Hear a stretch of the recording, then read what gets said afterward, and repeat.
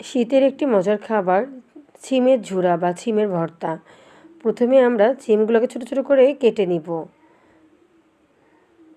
তারপর অন্য একটি পাত্রে বেশি করে পেঁয়াজ, কাঁচামরিচ, চিংড়ি মাছ, রসুন দিয়ে ভালো করে ভাজা ভাজা করে নিব। এইটাতে চিংড়ি মাছের পরিমাণটা একটু বেশি দিতে হবে।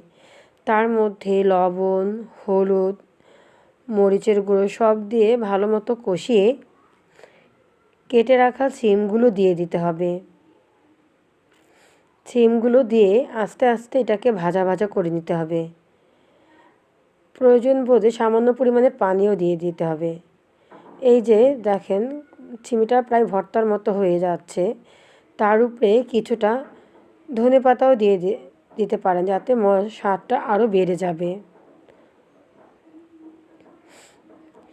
তারপর ভালো করে নাড়তে নাড়তে যখন তেলটা উপরে ভেসে উঠবে, তখনই দেখবেন কত সুন্দর কালার হয়ে যাবে। এই যে তৈরি হয়ে গেল মজাদার সিমের ঝুরা বা ভর্তা, যা গরম ভাতের সাথে এক কথায় অসাধারণ। ট্রাই করে দেখবেন।